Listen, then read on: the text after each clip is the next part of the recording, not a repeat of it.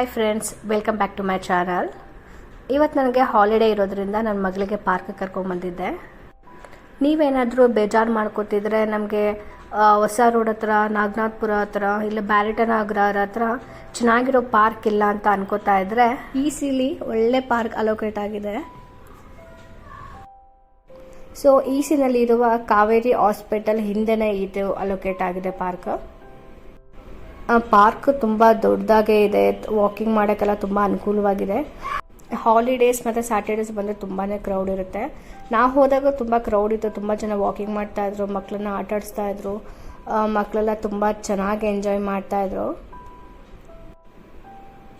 ನನ್ನ ಮಗಳು ಕೂಡ ಚೆನ್ನಾಗಿ ಎಂಜಾಯ್ ಮಾಡ್ತಾ ಇದ್ದಾಳೆ. ವಂಶಿ ಕೂಡ ಎಲ್ಲ ಥರ ಆಟ ಆಡಿದ್ಲು, ಇದು ಕೂಡ ಆಟ ಆಡ್ತಾ ಇದ್ದಾಳೆ. ಮನೆ ಹತ್ರ ಎಲ್ಲ ಈ ಥರ ಮಣ್ಣಲ್ಲಿ ಆಟ ಆಡೋಕ್ಕೆಲ್ಲ ಅವಕಾಶ ಸಿಗಲ್ಲ ಅಲ್ಲ. ಸೊ ಇಲ್ಲಿ ಮರಳು ನೋಡಿದ್ಮೇಲೆ ತುಂಬಾ ಖುಷಿ ಆಗ್ಬಿಟ್ಲು, ಚೆನ್ನಾಗಿ ಎಂಜಾಯ್ ಮಾಡ್ತಾ ಇದ್ದಾಳೆ ವಂಶಿ.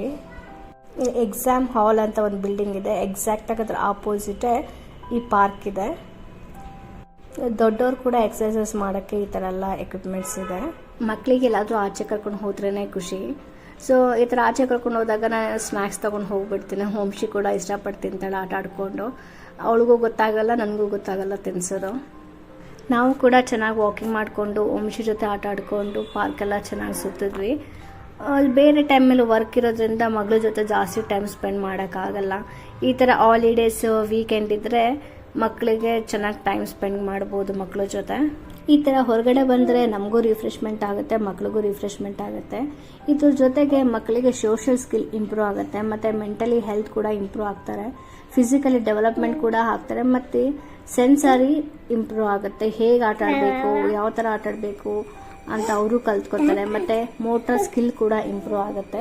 ಸೊ ಮನೇಲಿದ್ರೆ ಬರೀ ಟಿವಿ ನೋಡ್ಕೊಂಡೇ ಇರ್ತಾರೆ. ಈ ಥರ ಆಚೆ ಕರ್ಕೊಂಡ್ಬಂದ್ರೆ ಸ್ಕ್ರೀನ್ ಟೈಮ್ ಕೂಡ ಕಮ್ಮಿ ಆಗುತ್ತೆ. ನೀವು ಕಮೆಂಟ್ ಮಾಡಿ ಹೇಳಿ, ನಿಮಗೆ ಹಾಲಿಡೇಸ್ ಇಲ್ಲ ವೀಕೆಂಡ್ ಬಂದಾಗ ನೀವು ಫ್ಯಾಮಿಲಿ ಜೊತೆ ಇಲ್ಲ ಮಕ್ಕಳ ಜೊತೆ ಹೇಗೆ ಟೈಮ್ ಸ್ಪೆಂಡ್ ಮಾಡ್ತೀರಾ ಅಂತ. ನಿಮಗೆ ಈ ವಿಡಿಯೋ ಇಷ್ಟ ಆದರೆ ಲೈಕ್ ಮಾಡಿ, ಶೇರ್ ಮಾಡಿ, ಮತ್ತು ನನ್ನ ಚಾನಲ್ನ ಸಬ್ಸ್ಕ್ರೈಬ್ ಮಾಡೋದು ಮರಿಬೇಡಿ. Thanks for watching.